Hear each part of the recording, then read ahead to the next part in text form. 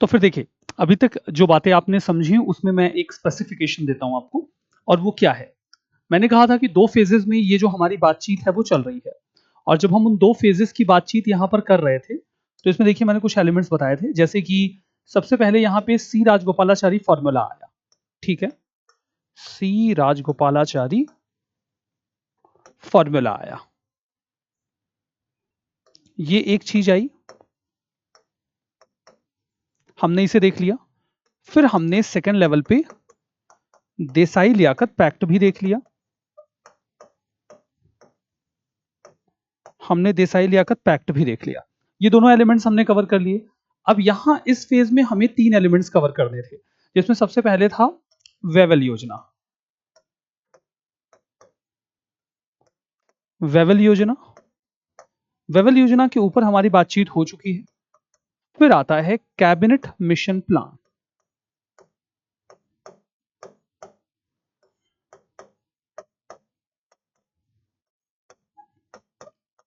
Cabinet mission योजना, और फिर तीसरे नंबर पे यहां पर क्या आएगा, माउंटबेटन योजना।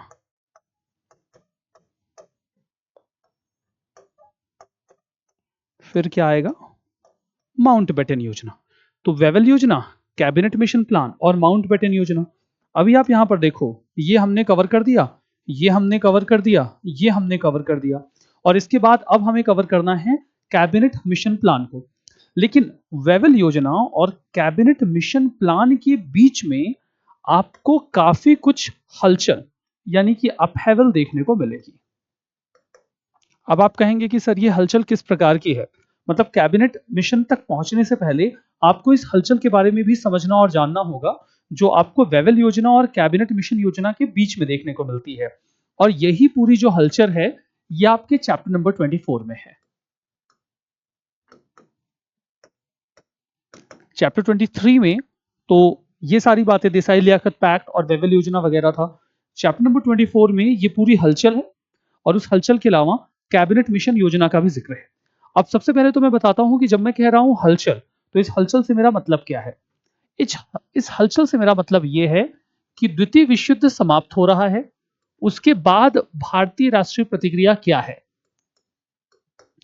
द्वितीय विश्व युद्ध समाप्त हो रहा है, ठीक है, और क्या हो रहा है, यहां पे आईएनए के जो सोल्जर्स हैं उनका ट्रायल हो रहा है, जिसको हम आईएनए ट्रायल कहते हैं। और फिर शाही नौसेना में विद्रोह हो रहा है,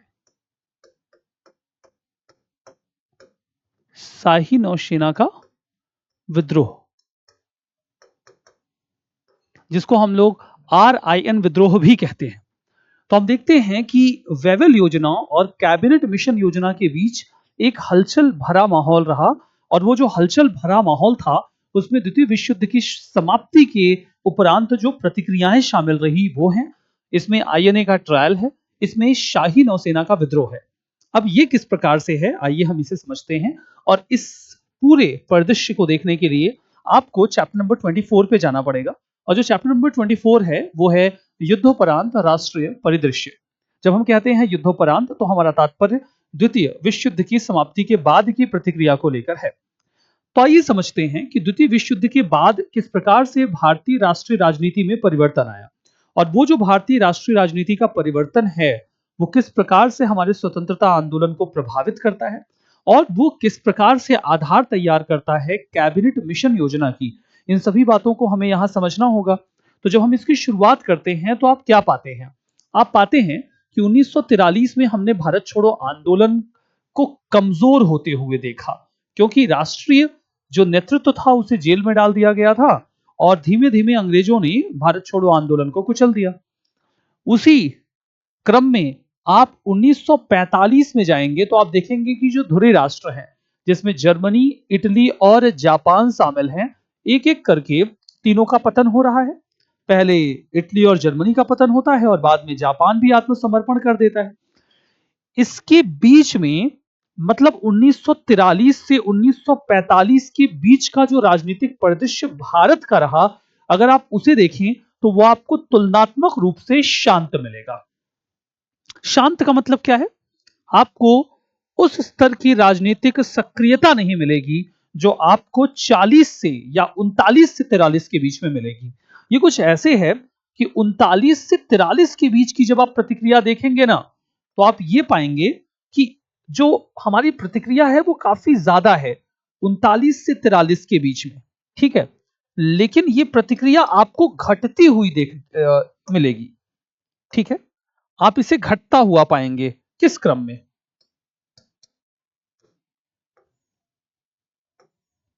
ठीक है।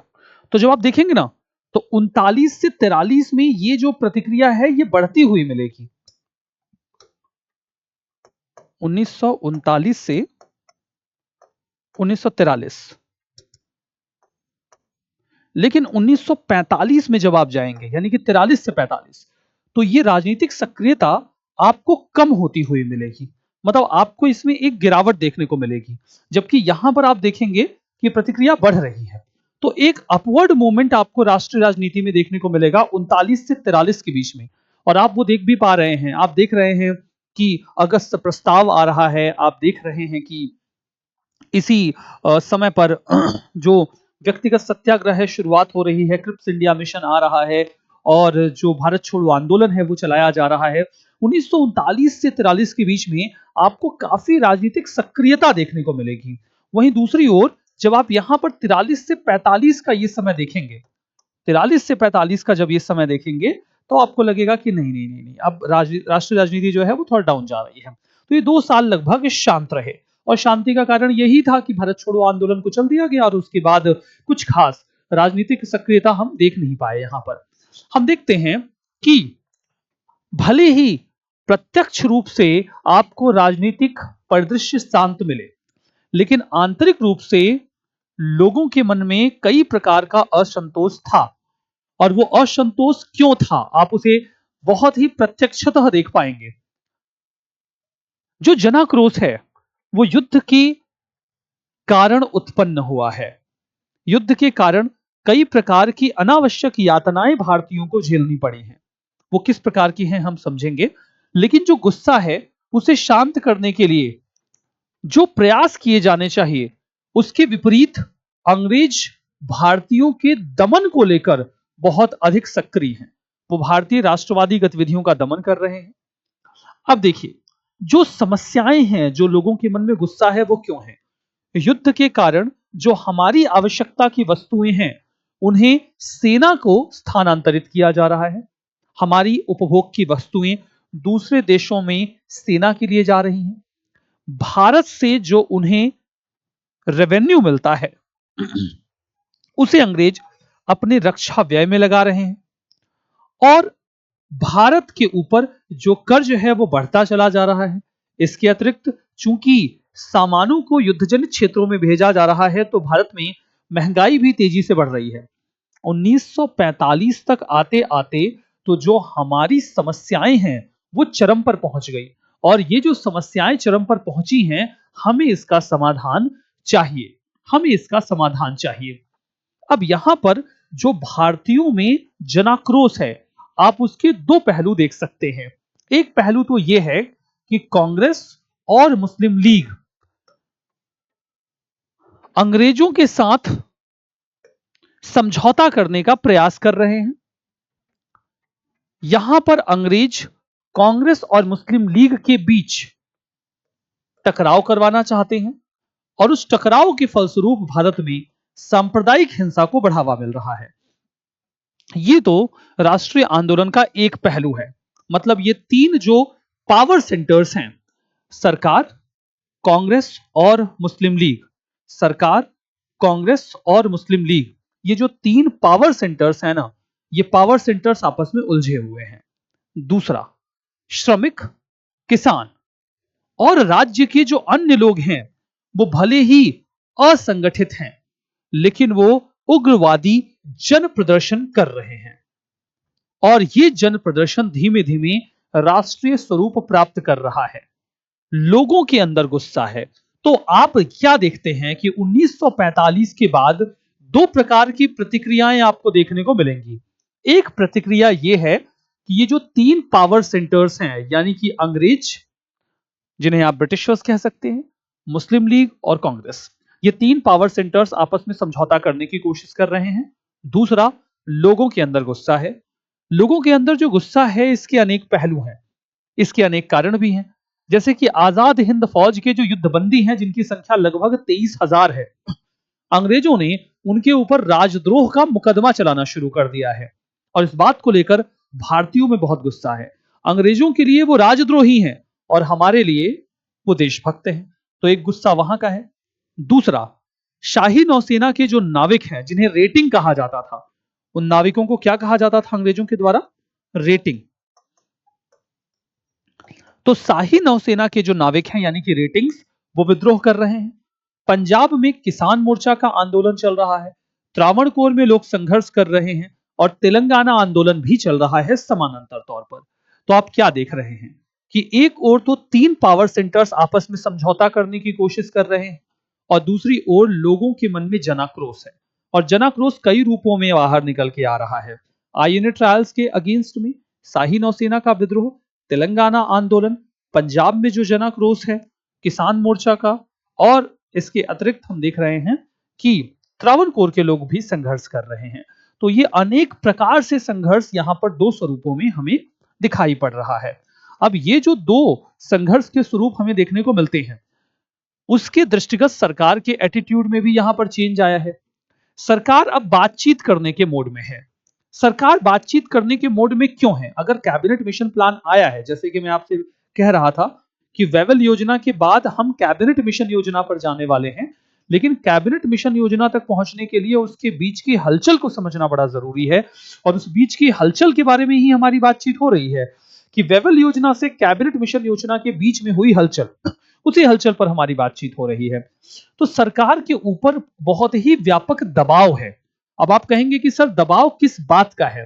तो मैं कहूंगा कि 1945 के बाद गवर्नमेंट एटीट्यूड में चेंज आने का एक बड़ा कारण तो भारत छोड़ो आंदोलन रहा। मैंने वेवल के पत्र के बारे में आपको बताया था, जो उसने चर्चिल को लिखा था कि एक बार युद्ध समाप्त हो जाए तो फिर इनके साथ समझौता करना पड़ेगा, हम इन्हें बलपूर्वक नियंत्रित नहीं कर पाएंगे। तो सरकार का एटीट्यूड भारत छोड़ो आंदोलन के बाद काफी ज्यादा नरम पड़ा है, भारतीयों को लेकर वो बातचीत करने के मोड में है।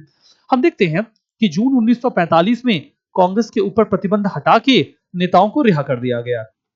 जब नेताओं की रिहाई की गई, देखो politics is all about calculations. कई बार वो कैलकुलेशंस मिस कैलकुलेशंस में कन्वर्ट हो जाते हैं। आप अपेक्षाएं करते हैं, वो अपेक्षाएं कई बार विपरीत अपेक्षाओं में परिवर्तित हो जाती हैं। अब आप समझिए कि जिस प्रकार से भारत में आक्रोश था, उस आक्रोश का एक हिस्सा और भी था कि हमारे नेता लोगों को तो तुमने जेल में बंद कर रखा, हमारे नेता लोगों को तुमने जेल में बंद कर रखा। तो हमें लगा कि चलो इनके नेता लोगों को छोड़ देते हैं। उम्मीद ये थी कि अगर अंग्रेज नेताओं को छोड़ देंगे तो भारतीय थोड़े संतुष्ट हो जाएंगे और उनके संतोष के चलते जो उनकी महत्वाकांक्षाएं हैं वो थोड़ी कम हो जाएंगी। लेकिन हुआ क्या? उल्टा।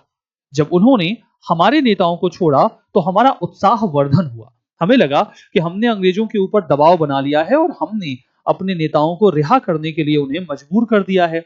तो उन्होंने जब नेताओं को रिहा किया तो उन्हें उम्मीद थी कि जनता इससे हतोत्साहित होगी, लेकिन उनका उत्साह तो दुगना हो गया भाई साहब। 3 वर्षों के दमन के बाद जनता के मन में तीव्र रोष था। वेवल योजना असफल रहा और संवैधानिक प्रसार कोई हो नहीं रहा है। तो लोगों के मन में जो निराशा है वो तो है ही। जुलाई 1945 में ब्रिटेन में चुनाव होते हैं और जुलाई 1945 में जब ब्रिटेन में चुनाव होते हैं तो जैसा कि एक्सपेक्टेड था, चर्चिल चाचा निकल लिए। चर्चिल चाचा की सरकार बनी नहीं। उन्हें युद्ध के विजेता के तौर पे तो देखा गया, लेकिन शांति काल में उन्हें एक अच्छे नेतृत्वकर्ता के रूप में ब्रिटेन के लोगों ने स्वीकार नहीं किया और उनके स्थान पर उन्होंने लेबर पार्टी और क्लीमेंट एटली को चुना प्रधानमंत्री के तौर पर। अब लेबर पार्टी यानी कि श्रमिक दल की सत्ता आ गई और श्रमिक दल की ओर से क्लीमेंट एटली वहां के प्रधानमंत्री बन गए और जब क्लीमेंट एटली प्रधानमंत्री बने तो उन्होंने अपनी ओर से भारत के लिए एक राज्य सचिव बनाया और उनका नाम था पैथिक लॉरेंस। पैथेटिक लॉरेंस नहीं, पैथिक लॉरेंस। पैथेटिक ये था जरूर, लेकिन ये था पैथिक लॉरेंस। ठीक है, तो पैथिक लॉरेंस भारत के लिए राज्य सचिव बन गए। अगस्त 1945 में केंद्रीय और प्रांतीय व्यवस्थापिकाओं के लिए चुनाव होने थे। सीधे सीधे कहूं तो आप देखो, तो जुलाई 1945 में उनके यहां चुनाव होते हैं, यानी कि कहां पर? ब्रिटेन में। ये चुनाव कहां पर हो रहे हैं? ब्रिटेन में। और अगस्त 1947 में चुनाव कहां पर होने हैं? भारत में। तो ये चुनाव भारत में होने हैं। तो 1945 में दोनों ही जगहों पर चुनाव होने हैं। भारत में चुनाव होना जरूरी इसलिए था क्योंकि 1935 के अधिनियम के आधार पर 1937 में चुनाव हुए थे, और 1937 के बाद हमने देखा कि चुनाव हुए नहीं। 1937 के बाद तो फिर चुनाव नहीं हुए हैं, तो अब एक बार चुनाव करवाने की आवश्यकता है। वैसे तो अंग्रेज यहां पर पूरा नियंत्रण स्थापित करना चाहते हैं, वो अपना जो प्रभाव है, जो अपना वो उपनिवेश है, वो खोना तो नहीं चाहते, लेकिन यहां पर चुनाव करवाना उनकी मजबूरी है क्योंकि जनाक्रोश को देखते हुए इन्हें राजनीतिक प्रक्रियाओं में उलझाना बड़ा आवश्यक है। तो वो भारतीयों को राजनीतिक प्रक्रियाओं में उलझाने का प्रयास कर रहे हैं, और इसीलिए वो भारतीय मांगों को लेकर सहानुभूति दिखाते हैं। समाजवादी और एक लोकतांत्रिक सरकार की जो लहर चल रही है, वो उसका सम्मान भी करते हैं। ब्रिटिश सैनिक हतोत्साहित और थक चुके हैं द्वितीय विश्व युद्ध के बाद, और ब्रिटेन की आर्थिक स्थिति भी बदल चुकी है। दक्षिण पूर्व एशिया की बात करें, जैसे कि वियतनाम, इंडोनेशिया, यहां पर साम्राज्य विरोधी वातावरण पीक पर है, और यहां पर उपनिवेशी शासन का विरोध भी किया जा रहा है। अंग्रेज अधिकारी इस बात को लेकर बहुत डरे हुए हैं कि कहीं 1942 जैसा जो भारत छोड़ो आंदोलन चलाया गया था, वैसा ही कोई आंदोलन कांग्रेस फिर से शुरू ना कर दे। उन्हें इस बात का भी डर है कि अगर इस बार ऐसा कोई आंदोलन शुरू किया गया तो यह अत्यधिक हिंसक होगा, और इसमें संचार के साधनों को ध्वस्त कर दिया जाएगा, और सरकार अपना नियंत्रण खो देगी। सरकार नियंत्रण खो देगी तो कहीं ऐसा ना हो कि अंग्रेजों का यहां नरसंहार कर दिया जाए। एक डर इस बात का भी है कि कहीं ऐसा ना हो कि ये जो आईएनए ट्रायल चल रहा है, जो आजाद हिंद फौज के सैनिक हैं, जो युद्ध करने में माहिर हैं, कहीं ये इस आंदोलन का हिस्सा ना बन जाएं, और ये अपने अनुभवों का इस्तेमाल करके भारत को अपने नियंत्रण में लेके कहीं अंग्रेजों का नरसंहार ना कर दे। तो अंग्रेज एक पक्ष में भारत में अब थोड़ा डरे सहमे हुए हैं। सरकार आजाद हिंद फौज के सैनिकों से भी डर रही है। इन सभी का एक ही इलाज था, वो ये था कि भारत में चुनाव करवा दिए जाए। चुनाव करवा देंगे तो एक लोकतांत्रिक माहौल बन जाएगा, और उस लोकतांत्रिक माहौल में हिंसा या आंदोलन की संभावनाएं कम हो जाएंगी। कांग्रेस चुनाव अभियान में लग जाती है और आजाद हिंद फौज पर मुकदमा शुरू हो जाता है। दोनों काम हैंड इन हैंड, यानी कि एक साथ। एक और कांग्रेस चुनाव के प्रचार में, दूसरी ओर आजाद हिंद फौज के ऊपर मुकदमा, दोनों साथ के साथ शुरू हो गए। अब 1946 की सर्दियों में चुनाव के आयोजन की घोषणा की जा रही है, और राष्ट्रवादी नेता ये प्रयास कर रहे हैं कि वो अधिक से अधिक वोट पाएं, लेकिन वो वोट पाने के अलावा वो एक दूसरे उद्देश्य के साथ भी कार्य कर रहे हैं कि ब्रिटिश विरोधी भावनाओं को यहां पर उग्र बना दिया जाए, और उस उग्रता के साथ वो चुनाव लड़ें और राष्ट्रवादिता को भी बढ़ावा दे सके। चुनाव अभियान में राष्ट्रवादियों ने 1942 के भारत छोड़ो आंदोलन के दौरान जो सरकार की दमनकारी नीतियां थी, उनके विरोध में खुलकर बोलना शुरू किया कि सरकार किसी की सगी नहीं है, उन्होंने हमारे साथ क्या व्यवहार किया था ये आप सभी लोगों को याद होगा। कांग्रेस के जो नेता थे, वो शहीदों की देशभक्ति और त्याग की प्रशंसा करने लगे।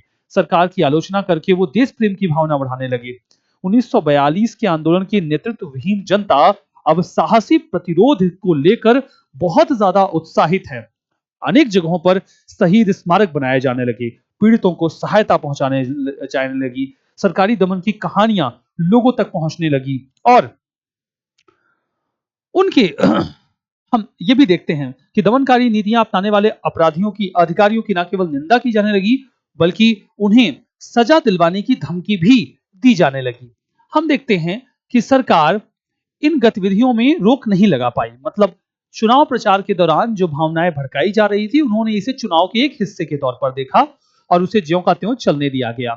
जनता सरकार से एक मामले में भय मुक्त हो गई थी। अब लोगों के मन में कोई डर नहीं रह गया था। सरकार परेशान है। अंग्रेजी सरकार भारतीयों के साथ एक सम्मानजनक समझौता करना चाहती है। वो बस ऐसा समझौता करना चाहते हैं कि वो इत्मीनान से भारत से निकल जाएं, वो यहां अपमानित ना हो। इस बीच आजाद हिंद फौज के सैनिकों के ऊपर मुकदमा चल गया है और पूरा देश उन्हें बचाने के लिए आगे आ गया है। कांग्रेस ने तो आजाद हिंद फौज के सैनिकों को बचाने के लिए आजाद हिंद फौज बचाओ समिति भी बना ली है। इस समिति का उद्देश्य है चुनाव लड़ना। चुनाव लड़ने के समानांतर, चुनाव तो चलिए अलग बात हो गई, चल ही रहा है, इसका उद्देश्य है केस लड़ना। कांग्रेस ने अपने बेस्ट लॉयर्स को उतारा है इन आजाद हिंद फौज के सैनिकों का केस लड़ने के लिए। इंडिया के बेस्ट लॉयर्स आजाद हिंद फौज के सैनिकों का केस लड़ेंगे और ये इंश्योर करेंगे कि वो सजा ना पाए। ये इंश्योर किया जाएगा कि वो देशभक्त हैं, वो राजद्रोही नहीं है। उन्होंने वही किया जो उस समय समय की मांग थी। आजाद हिंद फौज का मानसिक प्रभाव बहुत ज्यादा था। ये वो सैनिक थे जिन्होंने भारत में कदम रखा था। ये वो सैनिक थे जो डंका बजाते हुए भारत में घुसे थे कि वो देश को आजाद करवाएंगे और देश उनका इंतजार कर रहा था। लेकिन जब वो देश में आए तो वो बेड़ियों में कस के लाए गए और अब उन्हें सजा देने की तैयारी चल रही थी और ये भारतीयों के लिए अस्वीकार्य था। तो उन्होंने जो मनोबल हमें दिया, जो उन्होंने उत्साह हमें दिया, वो बहुत ही दूसरे स्तर का था। उनकी रिहाई को लेकर लोगों के मन में एक अनेक अलग प्रकार का भाव था। दो साम्राज्यवादी नीतियां यहां पर सशक्त रूप से प्रभावी हो रही हैं। एक तो सरकार आजाद हिंद फौज के सैनिकों पर सार्वजनिक मुकदमा चलाना चाहती है। कहा जाता है विनाश काले विपरीत बुद्धि। कहते हैं ना रामधारी सिंह दिनकर, जब नाश मनुज पर छाता है पहले विवेक मर जाता है। ठीक है, इसमें विवेक नाम के बच्चे का कोई दोष नहीं है, हम बुद्धि विवेक की बात कर रहे हैं। एक और तो अंग्रेजों को लेकर इतनी विरोधी जनभावनाएं हैं। अरे भाई, सजा वजा देनी है तो चुपके से काम करो ना। ये तो संदेश देना चाहते हैं सजा के रूप में। इन्होंने क्या योजना बना रखी है कि ये सार्वजनिक रूप से लाल किले की प्राचीर से मुकदमा चलाएंगे और मुकदमा चला के भारतीय सैनिकों को सजाएं दी जाएंगी। अरे भैया, इतने के लिए देश तैयार नहीं है और हम आपकी सजाएं स्वीकार नहीं करेंगे। तो हम क्या पाते हैं कि इस चीज को लेकर काफी विरोधी भावना है। वो लाल किले की प्राचीर से सजा देने की तैयारी कर रहे हैं और वही विनाश काले विपरीत बुद्धि, उन्होंने जहां एक और उनकी हमेशा से पॉलिसी रही डिवाइड एंड रूल, यहां पे वो बेवकूफी कर रहे हैं। बेवकूफी क्या कर रहे हैं? उन्होंने एक हिंदू यानी कि प्रेम कुमार सहगल, एक मुसलमान यानी कि शहनवाज खान और एक सिख गुरबख्श सिंह ढिल्लो, उनको चुना।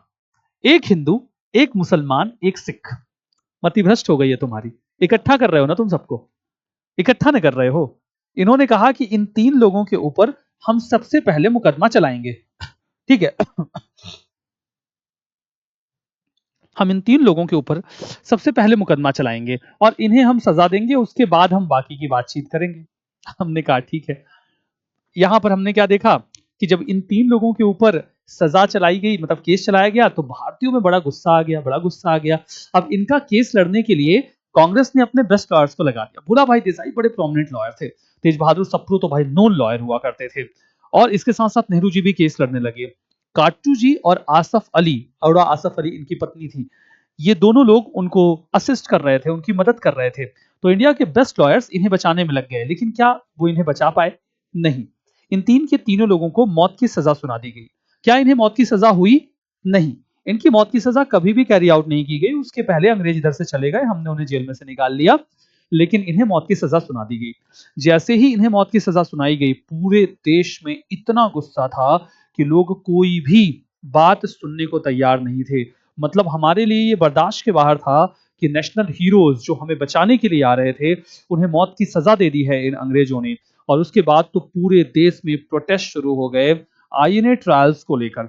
आईएनए ट्रायल्स को लेकर पूरे देश में जो विरोध प्रदर्शन है वो शुरू हो गया, विरोध प्रदर्शन शुरू हो गया और स्लोगन्स रेस किए जाने लगे। लाल किले से आई है आवाज, लाल किले से आई है आवाज, शहगल, ढिल्लन, शहनवाज। ये तीन नाम, शहगल, ढिल्लन, शहनवाज, कि ये तीन नाम हमारे सामने आए हैं और इन तीन नामों को लेकर एकदम संकेत दे दिया गया कि हम इसे स्वीकार नहीं कर रहे हैं। एक ओर भारत में गुस्सा, दूसरी ओर वियतनाम और इंडोनेशिया में भी भारतीय सेना की जो टुकड़ियां हैं वहां पर ब्रिटिश भावनाएं बहुत तीव्र हो गई हैं और दोनों ही जगहों पर शहरी और सैनिक वर्ग दोनों में असंतोष है। आजाद हिंद फौज के युद्धबंदियों को जिस प्रकार से कांग्रेस का और जन समर्थन मिला, वो बहुत ही ज्यादा प्रखर था। आप देखिए, द्वितीय विश्व युद्ध के बाद 1945 में बंबई में कांग्रेस का अधिवेशन हुआ और यह अधिवेशन 1945 में पहली बार हो रहा है। मैंने आपको बताया था कि 40 में आखिरी बार अधिवेशन हुआ था, फिर 5 सालों तक अधिवेशन हुआ नहीं क्योंकि विश्व युद्ध चल रहा था, तो अधिवेशन का कोई मतलब यहां बन नहीं रहा था। और जैसे ही ये पहला अधिवेशन होता है, आजाद हिंद फौज के कैदियों के समर्थन में एक सशक्त प्रस्ताव यहां पर पारित कर दिया गया। और वो जो सशक्त प्रस्ताव यहां पर पारित किया गया, वहां पर कांग्रेस एकदम खुलकर सामने आ गई।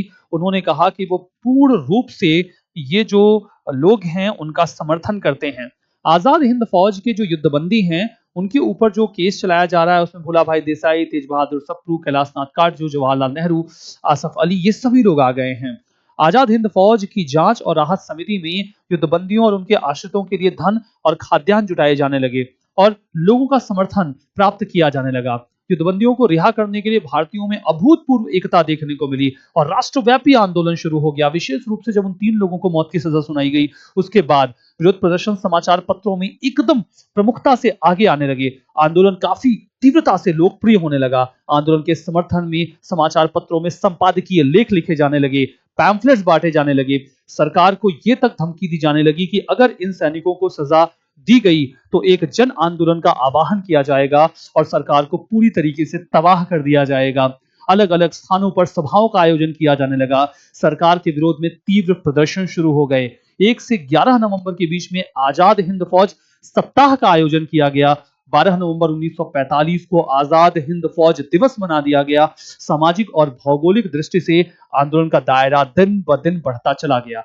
समाज के सभी वर्ग के लोग, राजनीतिक दल इस पूरे आंदोलन का समर्थन करने लगे। दिल्ली, पंजाब, बंगाल, बंबई, मद्रास, संयुक्त प्रांत ये तो आंदोलन के मुख्य केंद्र के तौर पर विकसित हुए, जहां पर जन भागीदारी इस आंदोलन को लेकर, इन आजाद हिंद फौज के सैनिकों को लेकर बहुत ही तीव्र थी। इसके अतिरिक्त अजमेर, बलूचिस्तान, असम, कुर्ग, ग्वालियर और दूर दराज के गांवों तक भी आंदोलन पहुंच गया और प्रभावी बनता चला गया। लोग अलग अलग प्रकार से अपना विरोध, अपना रोष प्रदर्शित कर रहे थे और छात्र हमेशा की तरह इस बार भी बहुत अधिक सक्रिय थे। छात्रों ने न केवल शिक्षण संस्थाओं का बहिष्कार कर दिया, बल्कि सभाओं, प्रदर्शनों और हड़तालों का आयोजन करके पुलिस के साथ मुठभेड़ भी करी और वो इस आंदोलन को लीड भी कर रहे थे। अलग अलग स्थानों पर, अलग अलग स्तरों पर दुकानदारों ने दुकानें बंद कर दी, पैसे इकट्ठा किए गए। कोष में नगर पालिकाएं, जिला बोर्ड, गुरुद्वारा समितियां, प्रवासी भारतीय, कैम्ब्रिज मजलिस, कलकत्ता और बंबई के फिल्मी सितारे, अमरावती के तांगे वालों तक ने पैसे डोनेट किए। इस पैसे का इस्तेमाल इस आंदोलन को चलाने के लिए, आजाद हिंद फौज के सैनिकों को बचाने के लिए और उनके आश्रितों को आर्थिक सहायता देने के लिए किया जाने लगा। अलग अलग जगहों पर किसान सभाएं आयोजित की जाने लगी। अखिल भारतीय महिला सम्मेलन ने तो खुले तौर पर आजाद हिंद फौज के युद्धबंदियों को रिहा करने की मांग कर डाली। राजनीतिक दलों ने आजाद हिंद फौज की युद्धबंदियों का समर्थन खुलकर किया। उसमें कांग्रेस, मुस्लिम लीग, कम्युनिस्ट पार्टी, यूनियनवादी, अकाली जस्टिस पार्टी, रावलपिंडी के अहरार, राष्ट्रीय स्वयंसेवक संघ, हिंदू महासभा, सिख लीग सब शामिल थे। यहां पर कोई मतभेद नहीं था। एक मत में एक बात थी, आजाद हिंद फौज के सैनिकों को रिहा किया जाए। वो राजद्रोही नहीं है, वो राजद्रोही नहीं है। पूरा भारत एकजुट है आजाद हिंद फौज के सैनिकों को बचाने के लिए। पूरा भारत एकजुट है और ये जो एकजुटता है वो इतनी अधिक व्यापक हो गई थी कि ब्रिटिश राज के जो परंपरागत समर्थक माने जाते थे, सरकारी कर्मचारी, वो भी सरकार के विरुद्ध हो गए। सरकारवादी और उदारवादी दोनों ने सरकार से आग्रह करना शुरू किया कि अगर आप चाहते हैं कि ब्रिटेन और इंडिया के रिलेशंस बाद में भी अच्छे रहें, ऐसा मत करो, ये मत करो, इन सैनिकों को सजा मत दो, क्योंकि अगर आपने इन सैनिकों को सजा दिया तो आप भारत और ब्रिटेन के संबंधों को हमेशा के लिए खो देंगे, क्योंकि भारतीय इस चीज को माफ नहीं करेंगे। वो उन सैनिकों की सजाएं बर्दाश्त नहीं करेंगे जो उनके लिए लड़ने आए थे। आजाद हिंद फौज के सैनिकों को लेकर भारत में जो उत्साह था, जो सम्मान था, वो बहुत अधिक था और भारतीय इस चीज पर घुटने टेकने को राजी नहीं थे। सरकारी कर्मचारी और सशस्त्र सेना दोनों ही युद्धबंदियों को लेकर सहानुभूति दिखाने लगे। सरकार विरोधी सभाओं में वो जाते थे और पैसे भी देते थे। आजाद हिंद फौज का आंदोलन ये सिद्ध कर देता है कि भारतीयों के संबंध में किसी भी प्रकार का निर्णय अब केवल भारतीय लेंगे। अंग्रेज ये अधिकार खो चुके हैं, अंग्रेज अब ये नहीं कर पाएंगे। भारत बनाम इंग्लैंड, ये मुद्दा स्पष्ट है। अब मुद्दा आजादी का है, मुद्दा स्वशासन, संविधान बनाना या फिर अंतरिम सरकार से आगे बढ़ चुका है। हमें पूरी आजादी चाहिए और ये सब उसकी प्रक्रियाएं मात्र होंगी। 1945-46 में विद्रोह की 3 घटनाएं हुई। इन 3 घटनाओं ने अंग्रेजों को डरा और सहमा दिया। ये 3 घटनाएं कौन सी हैं? पहले मैं इन तीनों घटनाओं के बारे में बताता हूं और फिर एक एक पर हम विस्तार से आगे बढ़ते हैं। घटना नंबर 1, 1945-46 की सर्दियों में राष्ट्रवादी भावनाएं तीव्र हैं। 3 राष्ट्रवादी घटनाएं, विद्रोह की घटनाएं हो रही हैं। 21 नवंबर 1945 कलकत्ता में आजाद हिंद फौज पर मुकदमे को लेकर पूरे देश में आंदोलन शुरू हो गया। उस आंदोलन के बारे में अभी हम लोग चर्चा कर रहे थे। वो 21 नवंबर 1945 से शुरू हुआ और आके लंबे समय तक चलता रहा। दूसरा महत्वपूर्ण आंदोलन 11 फरवरी 1946 को शुरू हुआ। 11 फरवरी 1946 को कलकत्ता में आजाद हिंद फौज के अधिकारी रहे, नाम था राशिद अली। राशिद अली को इन्होंने 7 साल का कारावास सुना दिया और 7 साल का कारावास सुनते ही हमारा दिमाग खराब हो गया और उस चीज को लेकर पूरे भारत में विरोध प्रदर्शन शुरू हो गया। और सबसे डराने वाला, अंग्रेजों के लिए जो सबसे डरावना विरोध प्रदर्शन था, वो 18 फरवरी 1946 का था। 18 फरवरी 1946 को बंबई में रॉयल इंडियन नेवी के जो नाविक थे, जिन्हें अंग्रेज रेटिंग कहा करते थे, उन्होंने हड़ताल कर दी। और रेटिंग्स की ये हड़ताल अंग्रेजों के लिए बहुत डरावनी थी, बहुत ही ज्यादा डरावनी, कि वो उसे, इसीलिए इतिहास का इसे last nail in the British coffin कहते हैं। अंग्रेजी ताबूत की आखिरी कील, नौसैनिक विद्रोह, शाही नौसेना का विद्रोह। यहां पर आपको एक त्रिस्तरीय पैटर्न देखने को मिल रहा है। जैसे सभी विद्रोहों में आपको एक त्रिस्तरीय पैटर्न देखने को मिलेगा। छात्र या नाविक, ये अंग्रेजों से किसी भी प्रकार की कोई बातचीत नहीं कर रहे हैं और उनका दमन किया जा रहा है। 21 नवंबर 1945 में फॉरवर्ड ब्लॉक के जो छात्र हैं, उन्होंने जुलूस निकाला और डलहौजी स्क्वायर को घेर लिया। जुलूस में जो छात्र फेडरेशन और इस्लामिया कॉलेज के बच्चे हैं, वो सब शामिल थे। पुलिस ने प्रदर्शनकारियों पर लाठीचार्ज किया तो बच्चों ने पत्थर फेंक दिए। पुलिस ने गोली चला दी, 2 लोग मारे गए और 52 छात्र घायल हुए। विद्रोह की दूसरी घटना 11 फरवरी 1948 को होती है, जब कैप्टन अब्दुल रशीद को 7 साल का कारावास सुना दिया जाता है। इसके विरोध में जुलूस निकाले गए। कांग्रेस और कम्युनिस्ट पार्टी के छात्र संगठन इस जुलूस में शामिल हो गए। पुलिस ने धर्मतल्ला स्ट्रीट पे प्रदर्शनकारियों को गिरफ्तार कर लिया। छात्र गुस्से में थे, उन्होंने डलहौजी स्क्वायर का पूरा एरिया घेरा और धारा 144 का उल्लंघन कर दिया। पुलिस ने लाठीचार्ज किया और कई सारे लोगों को जेल में भी डाल दिया गया। आंदोलनकारी तिरंगा फहराते हुए जहाजी बेड़ों पे जगह जगह झंडे लगाने लगे। जल्दी ही कैसल और फोर्ट बैरक में हड़तालें शुरू हो गई। आंदोलनकारी कांग्रेस के झंडों से सजी गाड़ियों में बैठ के पूरे देश में, बंबई में घूमने लगे। कुछ स्थानों पर यूरोपीय पुलिस वालियों को धमकाया भी गया और आंदोलनकारियों को कई सारे भारतीय भोजन भी पहुंचाने लगे। अब देखिए यहां पर आप क्या देखते हैं। जो तीसरा महत्वपूर्ण आंदोलन यहां पर शुरू होता है,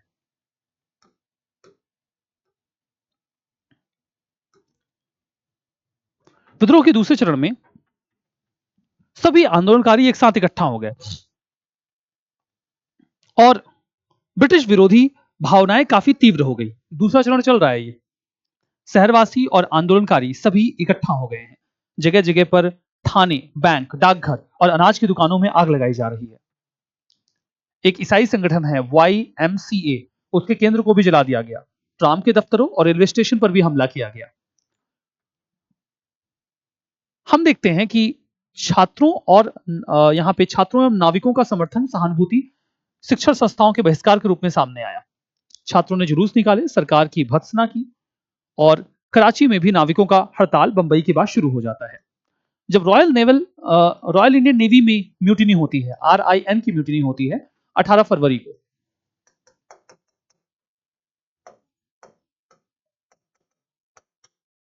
18 फरवरी को तो यह आंदोलन बहुत तीव्र था। रॉयल इंडियन नेवी का यह जो विद्रोह था, वो HMIS बॉम्बे के साथ शुरू होता है। His Majesty's Indian ship, HMIS तलवार। HMIS तलवार के कुछ रेटिंग्स विद्रोह कर देते हैं। विद्रोह का कारण, नौसैनिक विद्रोह। नौसैनिक विद्रोह का कारण क्या रहा? अगर मैं नौसैनिक विद्रोह के बारे में बात करूं तो ठीक है, अगर मैं नौसैनिक विद्रोह की बात करूं तो इसे ध्यान से समझिए। रॉयल इंडियन नेवी का गठन 1930 के दशक में किया गया, जिसमें भारतीयों को नौसेना में शामिल करने की प्रक्रिया शुरू की गई। 33-34 के दौर में अंग्रेज भारतीयों को नौसेना में शामिल करने को लेकर बहुत अधिक उत्साहित नहीं थे। लेकिन जैसे ही 1939 के बाद द्वितीय विश्व युद्ध का आरंभ हुआ, रॉयल इंडियन नेवी में भारतीय सैनिकों की संख्या को बहुत तीव्रता से बढ़ा दिया गया। उनकी संख्या अचानक से 10 गुना हो गई। इन सैनिकों का इस्तेमाल द्वितीय विश्व युद्ध में अलग अलग स्थानों पर युद्ध लड़ने के लिए किया गया। कई सारे भारतीय सैनिक शहीद भी हुए। 5-6 सालों तक उन्होंने अंग्रेजों के लिए अलग अलग स्थानों पर युद्ध लड़े और बहुत तीव्रता से उन्हें रोजगार मिला, उन्हें रिक्रूट किया गया। जैसे ही युद्ध समाप्त हुआ, उन्होंने भारतीयों को नौकरियों से निकालना शुरू कर दिया। उन्होंने भारतीयों को नौकरियों से निकालना शुरू कर दिया। एक ओर तो वो अब अपना रोजगार खोने लगे और उनमें से कोई भी निकाला जा सकता था। दूसरी ओर कि अंग्रेजों की नौसेना बहुत ही उच्च कोटि की मानी जाती थी, तो वो उस नौसेना में भारतीय सैनिकों का अपमान करते थे और उनके साथ नस्ल भेद की नीति अपनाई जाती थी। तीसरा, भारतीय सैनिकों को ब्रिटिश नौसैनिकों जैसा समान वेतन नहीं दिया जाता था, जबकि काम दोनों एक जैसा ही करते थे।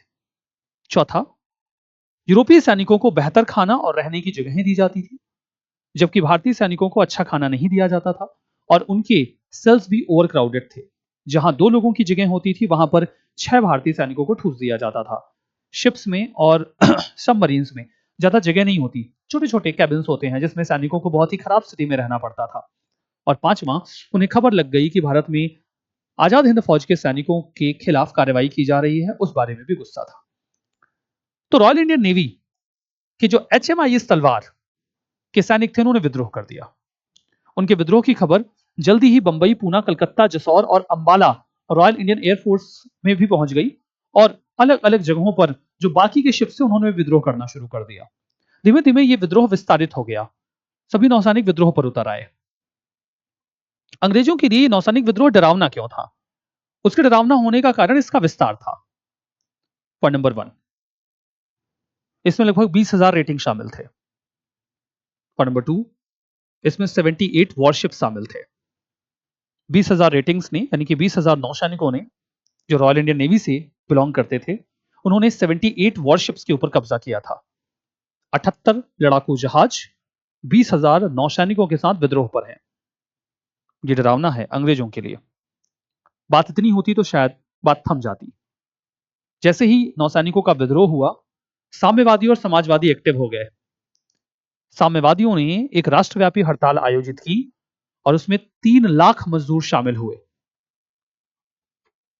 नौसैनिकों का विद्रोह और फिर उसमें आम जनता का शामिल हो जाना, अंग्रेजों को यह कुछ कुछ 1857 के विद्रोह जैसा लग रहा था और इसलिए यह उनके लिए डरावना था।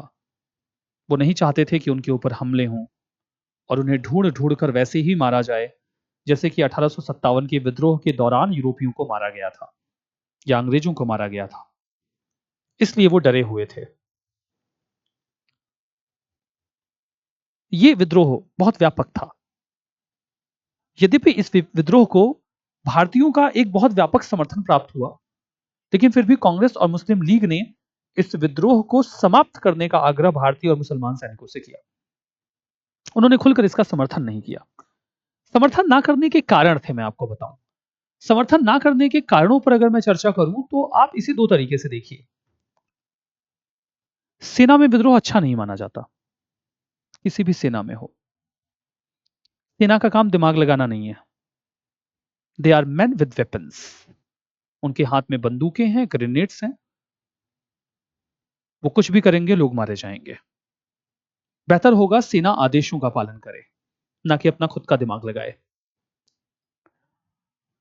मुस्लिम लीग और कांग्रेस दोनों ने ही रॉयल इंडियन नेवी में हुए इस विद्रोह का समर्थन नहीं किया। दोनों ने ही इस विद्रोह का समर्थन नहीं किया। इसके पीछे अगर मैं कारणों पर बात कर रहा हूं, तो जैसे कि मैंने आपसे कहा कि कारण एकदम स्पष्ट है। विद्रोह किसी भी सेना में हो अच्छा नहीं माना जाता। विद्रोह किसी भी सेना का अच्छा नहीं माना जाता। विद्रोह किस बात के ऊपर है? अच्छा खाना नहीं मिल रहा, रहने की अच्छी जगह नहीं है, वेतन खराब है। अच्छा खाना और अच्छी रहने की जगह, इसकी कोई परिभाषा नहीं होती। अच्छा खाना कितना भी अच्छा हो सकता है और अच्छी रहने की जगह कितनी भी अच्छी हो सकती है। अगर अच्छे खाने और अच्छे रहने की जगह के आधार पर विद्रोह होगा, तो 1946 में हमें स्पष्ट था कि 1948 तक अंग्रेज यहां चले जाएंगे। यहां से 1948 के बाद हमारे यहाँ कौन सा पिज्जा और बर्गर प्रोड्यूस होने लग जाएगा जो हम अपने सैनिकों को खिलाएंगे? कि हम उन्हें पास्ता और मंचूरियन ड्राई खिलाने वाले हैं? क्या अच्छा खाना खिलाएंगे हम? और हम क्या उनके लिए कैसल्स बनवाने वाले हैं 1947 के बाद? मतलब अगर अच्छे खाने और अच्छे रहने की वजह से विद्रोह हो रहा है, तो ये विद्रोह उसके बाद भी हो सकता है। और अगर सेना को विद्रोह की आदत लग जाए, तो आज ये अंग्रेजों के विरुद्ध विद्रोह कर रहे हैं, और देश आजाद हो जाएगा तो अपने देश के विरुद्ध विद्रोह करेंगे। और उनके पास शक्ति है, हो सकता है वो सत्ता पर भी कब्जा कर ले, जैसा कि कई सारे देशों में हुआ, मिलिट्री जुंटा ने रूल किया। सेना को विद्रोह की आदत नहीं लगनी चाहिए, ये एक कारण है। और विद्रोह जिन आधारों पर था, वो आधार युद्धोपरांत, आजादी के उपरांत तुरंत से खत्म नहीं हो जाएंगे। तो सेना विद्रोह की आदत ना लगाए, इसलिए इस बात के ऊपर मुस्लिम लीग और कांग्रेस दोनों सहमत थे। दूसरी बात, हमें यह पता था कि अंग्रेज हमें आजादी देने वाले हैं, तो ये विद्रोह क्यों कर रहे हैं? देश को आजाद करवाने के लिए तो मत करो, अंग्रेज वैसे ही जाने वाले हैं, चले जाएंगे। ये तो जाने की प्रक्रिया को और जटिल बना रहे हैं। अंग्रेज यहां से शांति से जा रहे हैं ना, लेट देम को, जाने दो उनको, क्यों जबरदस्ती बवाल करना, उन्हें जाने देना चाहिए ना। तो अनावश्यक चीजों को कॉम्प्लिकेट करने का तो यहां कोई मतलब बनता नहीं है। इस वजह से मुसलमान सैनिकों को मनाने के लिए मोहम्मद अली जिन्ना और हिंदू सैनिकों को मनाने के लिए पटेल गए। ये कहा गया है उनके ऊपर कोई कार्रवाई नहीं की जाएगी और उनकी समस्याओं का समाधान किया जाएगा, कोई कोर्ट मार्शल नहीं होगा, वो विद्रोह को समाप्त करें। तो विद्रोह धीमे धीमे समाप्त कर दिया गया। तो ये तो आपने यहां पर इसका प्रभाव देखा। विद्रोह की तीन जो घटनाएं हैं, अगर आप इनका मूल्यांकन करें, तो आप एक चीज ये पाएंगे कि लोगों के मन में अब कोई डर नहीं है, लोग बेखौफ होकर अंग्रेजों का विरोध कर रहे हैं। दूसरी बात कि सशस्त्र सेना का जो विद्रोह है, जनता इससे बहुत अधिक प्रभावित हुई है और अब लोगों के मन में भी डर नहीं रहा। एक तो सैनिकों के मन का डर चला गया, दूसरा आम जनता के मन का डर भी चला गया है। रॉयल इंडियन नेवी का जो विद्रोह है, उसके बाद भारतीयों ने ब्रिटिश शासन की पूर्ण समाप्ति को लगभग स्वीकार ही कर लिया और हमने तो यह मान लिया कि अंग्रेजों का अब इधर कुछ रह नहीं गया है, ये केवल औपचारिकता है कि वो यहां कुछ समय तक है। इन विद्रोहों में ब्रिटिश सरकार कुछ रियायतें देने पर विवश हो गई। हम देखते हैं कि 1 दिसंबर 1946 को सरकार ने घोषणा कर दी कि आजाद हिंद फौज के केवल उन्हीं सैनिकों पर मुकदमा चलाया जाएगा जिन पर हत्या या क्रूर अपराधों का आरोप है, बाकी सैनिकों के ऊपर कोई भी केस नहीं चलाया जाएगा। तो सरकार का नरम रवैया यह दिखाता है कि गवर्नमेंट बैकफुट पर है और इन विद्रोहों से वो कहीं ना कहीं डरी भी हुई है। हम देखते हैं कि जनवरी 1947 में पहले बैच को जो सजा दी गई थी, उस सजा को भी अंग्रेजों ने समाप्त कर दिया। फरवरी 1947 तक हिंद, चीन और इंडोनेशिया में भारतीय सैनिकों को वापस बुला लिया गया। ये मांग आजाद हिंद फौज, यहाँ पे जो भारतीय सैनिक थे उनकी हुआ करती थी। उच्च स्तरीय संसदीय शिष्टमंडल भारत भेजने का निर्णय किया गया, ये बोल के कि वो हमारे साथ बातचीत करेंगे। ये देखो, इन विद्रोहों का प्रभाव है जिस पर हम चर्चा कर रहे हैं। जनवरी 1946 में भारत में कैबिनेट मिशन भेजने का निर्णय ले लिया गया था। ब्रिटिश सरकार ने इसे प्रत्यक्ष उग्रवादी और हिंसक मुठभेड़ को, भारत जो चल रहा था, इसमें एक रियायत के तौर पर देखा कि कुछ ऐसे विकास करते हैं जिससे कि ये थोड़ा सा शांत हो जाए। भले ही हमने इन हिंसक विद्रोहों के माध्यम से अंग्रेजों के ऊपर दबाव बनाया और इसमें हमें प्रचुर मात्रा में सफलता भी मिली, लेकिन इसके साथ ही साथ इसकी कुछ सीमाएं भी थी। अगर आप इसकी सीमाओं के ऊपर चर्चा करें तो आप क्या पाएंगे? इन विद्रोहों में उदारवादी और जो परंपरा प्रिय थे, यानी कि रूढ़िवादी, ये दो के दोनों समूह अपनी जगह नहीं बना पाते हैं। जो लोग आईएनए का समर्थन कर रहे थे, वो इसके पहले राष्ट्रीय आंदोलनों का स्तंभ पहले से बने हुए थे। विद्रोहों में जनता की सहभागिता थी जो अंग्रेजों को डराती है, लेकिन बहुत अल्पकालिक थी, आए गए। ठीक है। हड़तालों में मजदूर सबसे अधिक सक्रिय थे, बाकी अन्य वर्ग हमें बहुत अधिक सक्रिय दिखा नहीं। ये बात भी हमें स्पष्टतया देखने को मिल रही है। विद्रोह का प्रसार सीमित था, कुछ शहरों तक ही था, युद्धबंदियों के समर्थन में चलाया गया था। यद्यपि हम देखते हैं कि कुछ जगहों पे ये गांवों तक भी पहुंचा। विद्रोह के सीमित प्रसार के कारण सरकार दमन करने और नियंत्रण स्थापित करने में आसान रही। थल सेना रॉयल इंडियन नेवी के नाविकों का साथ नहीं देती है और इससे अंग्रेजी सरकार को नेवी का ये विद्रोह दबाने में काफी सफलता मिलती है। एक इंसिडेंट आता है जहां पे मराठा बटालियन ने जो नाविक थे, रेटिंग्स थे, उनको उन्होंने घेर लिया, उन्हें उन्होंने खदेड़ के उनकी बैरकों में वापस से ठूस दिया। तो वो थल सेना का उपयोग करके जल सेना को दबा रहे हैं। इस विद्रोह के सिलसिले में एक महत्वपूर्ण बात और भी रही कि अभी तक सरकार की दमन करने की शक्ति अछूड़ बनी हुई है।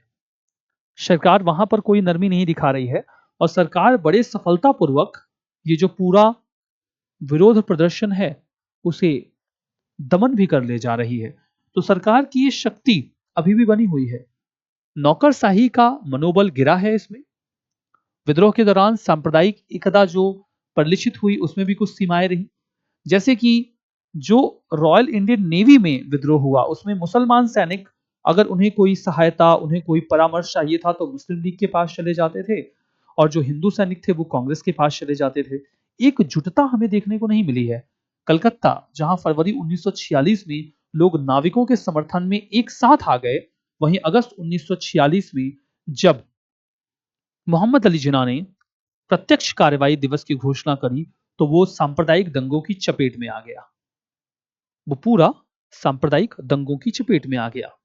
वैचारिक स्तर पर हम देखते हैं कि वैसे देखो, मुस्लिम लीग, कांग्रेस और कम्युनिस्ट पार्टी तीनों के झंडों को आधार बनाकर ये सेना और बाकी लोग विद्रोह कर रहे थे, लेकिन इनके बीच में अनेक प्रकार के वैचारिक मतभेद थे। नीतिगत मसलों पर विचार विमर्श के लिए नाविक कांग्रेस और हिंदू नाविक कांग्रेस के पास, मुसलमान नाविक मुस्लिम लीग के पास जा रहे हैं और सांप्रदायिक एकता भी बहुत अधिक सुदृढ़ नहीं थी। तो ये इसकी कुछ सीमाएं थी जो हमें देखने को मिलती हैं। अब हम देखते हैं कि यहां पर कांग्रेस की क्या रणनीति रही है। कांग्रेस की रणनीति क्या रही? कांग्रेस की रणनीति के बारे में देखो, मेरी चर्चा पहले भी हो गई है, ठीक है।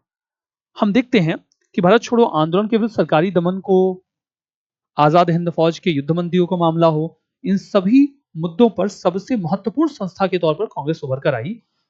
उनकी जनसामान्य के बीच में गहरी पैठ थी और वो उसका उपयोग भी करते हैं। अपनी निरंतर मुखरता और जनप्रिय नीतियों के साथ वो लोगों के भीतर अपनी पैठ बनाने में सफल रहते हैं। कांग्रेस जो भी विद्रोह 1945-46 की सर्दियों में हुए हैं उनमें एक महत्वपूर्ण भूमिका अदा करती है। एक प्रभावकारी शक्ति के रूप में उभरी। कांग्रेस के प्रयास से ही जनता ऊर्जावान बनी रही। आईएनए के जो युद्धबंदी थे, रॉयल इंडियन नेवी के नाविकों का मसला हो, कहीं पर भी कांग्रेस पीछे नहीं रही। विद्रोह के उपरांत सरकारी सर्वेक्षण और जांचों से भी ये बात स्पष्ट हो गई कि इन विद्रोहों में जो इनकरेजिंग पॉइंट था वो कांग्रेस ही थी। ये तीनों विद्रोह उन पूर्ववर्ती राष्ट्रवादी गतिविधियों का विस्तार थे जिससे कांग्रेस जुड़ी हुई थी। भारत छोड़ो आंदोलन, भारत छोड़ो आंदोलन के विस्तार स्वरूप आप इन आंदोलनों को देख सकते हैं। इन आंदोलनों को देख सकते हैं। इसके पहले भारत छोड़ो आंदोलन चला था। आप इन घटनाओं को उससे पूरी तरीके से अलग नहीं कर पाएंगे। आईएनए से आईएनए ट्रायल को अलग नहीं कर पाएंगे। ये सभी उससे जुड़े हुए थे, सभी घटनाएं एक दूसरे से जुड़ी हुई थी। इन्हीं की वजह से हम देखते हैं कि कांग्रेस समझौतावादी रुख अपना के रखती थी और उन्होंने अंग्रेजों को भी समझौतावादी रुख के लिए दबाव बनाकर तैयार कर लिया। वो ये मानते थे कि भारतीय इतने तैयार नहीं हैं कि हम उन्हें पूरी तरीके से उखाड़ फेंकें अंग्रेजों को, तो हमें उनके साथ बातचीत करने के लिए तैयार रहना होगा, यही एक अच्छा रास्ता है। हम देखते हैं कि आंदोलनकारी जनता और नाविकों को उन्होंने ये सलाह दी थी कि प्रतिवाद, हिंसक प्रतिवाद का हम रास्ता नहीं अपनाएंगे, बल्कि हम उपयुक्त ढंग से बातचीत करेंगे और बातचीत करके हम अंग्रेजों के ऊपर दबाव बनाकर उनसे जो कंसेशन हमें चाहिए वो हम ले लेंगे। गांधी जी संघर्ष के लिए विद्रोह का तरीका ये कहते हैं कि जो अपनाया गया है वो गलत है। वो कहते हैं विद्रोह करना गलत है और अगर ये विद्रोह भारत को आजाद करवाने के लिए किया जा रहा है तो ये और गलत है। क्योंकि उन्हें ऐसा लगता था कि अगर हिंसक विद्रोह के बाद देश आजाद होगा तो वो हिंसा की चपेट में आ जाएगा। लोग किसी प्रकार की शिकवा शिकायत है तो वो राष्ट्रीय आंदोलन के नेताओं से जाकर सलाह लें और अपनी जो समस्याएं हैं उनके समाधान को प्राप्त करें। ये सारी बातें तो देखिए बैकग्राउंड में चलती रही। 1945 और उसमें हुए चुनाव।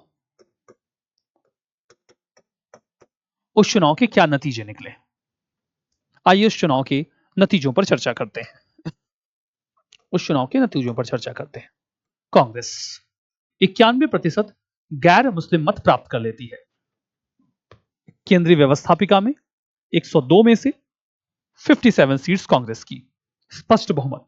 कांग्रेस ने केंद्रीय व्यवस्थापिका में सरकार बना ली। प्रांतीय चुनावों में कुछ राज्यों को आप छोड़ दीजिए, बंगाल, सिंध और पंजाब, इसको छोड़ दिया जाए तो सभी प्रांतों में कांग्रेस को पूर्ण बहुमत प्राप्त हो गया है। उत्तर पश्चिमी सीमांत प्रांत और असम में कांग्रेस को बहुमत मिल गया, जहां पर परंपरागत तौर पर यह माना जाता था कि मुस्लिम लीग ज्यादा प्रभावी है और मुस्लिम लीग अपनी वहां सरकार बनाएगी। नॉर्थ वेस्ट फ्रंटियर प्रोविंस में तो 92% 91% मुसलमान थे, वहां पर भी कांग्रेस का सरकार बना लेना मुस्लिम लीग को थोड़ा सा नर्वस कर देता है।